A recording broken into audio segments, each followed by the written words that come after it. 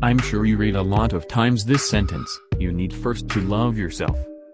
But what does that mean? Is it about getting you a hot chocolate when you are cold? Is it about getting you a new dress when you feel like it?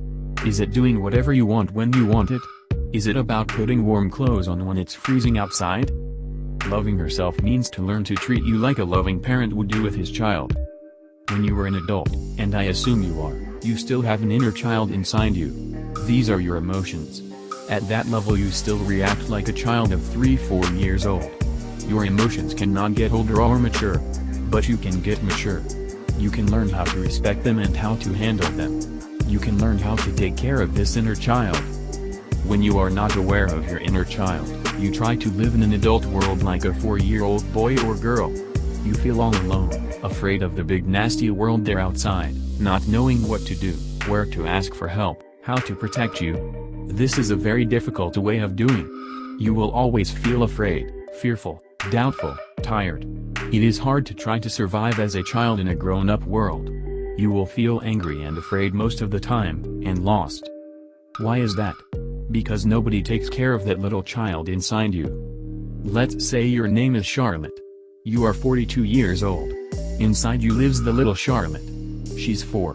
When you are busy in the outside world taking care of other people, of business, of getting around, of doing 1,000 things every day, the little Charlotte will feel overlooked.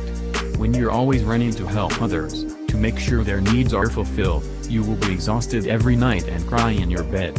Sometimes you will get temper tantrums. You will feel very angry without any reason, but still there is one, a big one.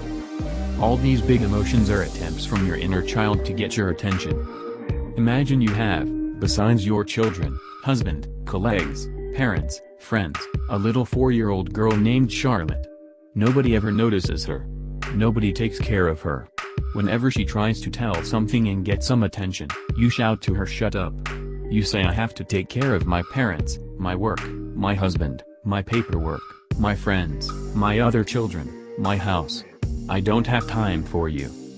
How do you think she will feel? What do you think she will do? First, she will try to get your attention by showing big emotions. She will cry a lot. She will scream and shout. Maybe she's getting aggressive from time to time. You think you're angry at the outside world, but it is your inner child that is angry with you. She's sad and angry because you don't care about her. You act as if she doesn't exist. Nothing is worse than acting as if our inner child doesn't exist. This means trying to live as if we don't exist. The worst feeling in the world is being unloyal to oneself. Nothing is worse than this. How many times did we ignore what we felt, to please someone else? How many times did we say to our inner child, "Shut up, you are not important, the other one is far more important than you are, go away, I don't want to hear you, I don't want to see you." Awful, isn't it? And we do this every time we let come the desire of the other one before ours. This little Charlotte inside, what will she do? She will give up after a while. After trying a long time to show her emotions, she will give up. She will get very tired of all this and she will say, "It doesn't matter, she doesn't love me, she doesn't want to take care of me, I'm not worth it," and she will get depressed. Of course you will think you get depressed because of others, because of your work, because of your children, because of your husband or parents. It is nobody's fault. But you have to learn how to take care of this inner child which is suffering from your lack of attention to her. When, after getting depressed, things still don't change, there's one weapon left to catch your attention. Little Charlotte will get sick. Or she will get an accident. Maybe that way the adult Charlotte will learn to give finally attention to her inner child, which is as real, if not more, as a real child of flesh and blood. You need to learn how to be a loving parent for yourself. What does that mean? First, you need to develop an inner mother. If you were lucky and had a loving, caring mother, you can take her as an example. Otherwise you need to invent, to create this inner mother, which is your feminine caring energy. Every time you have an emotion, your inner mother should ask your inner child, "What happens, my darling?" Listen to what your inner child has to say. Then you go on with the dialogue. Inner mother says, "Come here. Come in my arms, I love you as you are. I love you with what you feel." Doing that, the heaviness of the emotions will drop pretty much. Then you say these words, "I understand.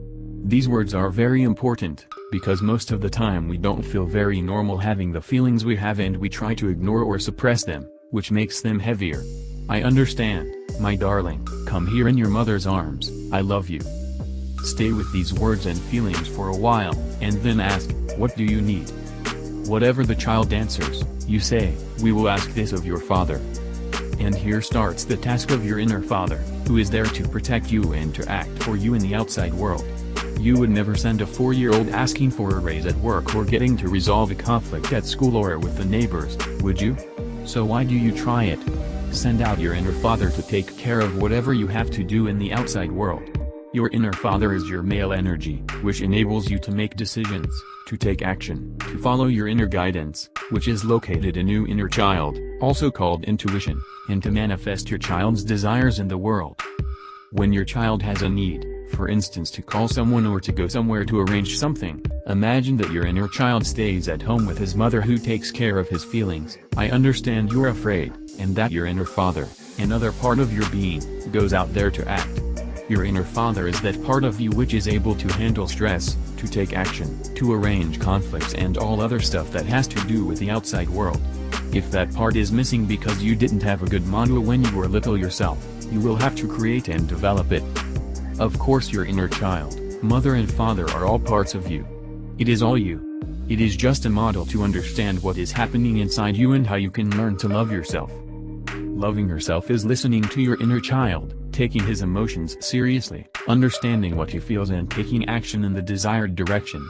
Loving yourself is having this dialogue with yourself every morning when you open your eyes, every evening when you go to bed, and every time you have an emotion. Loving yourself is building a strong inner connection with yourself.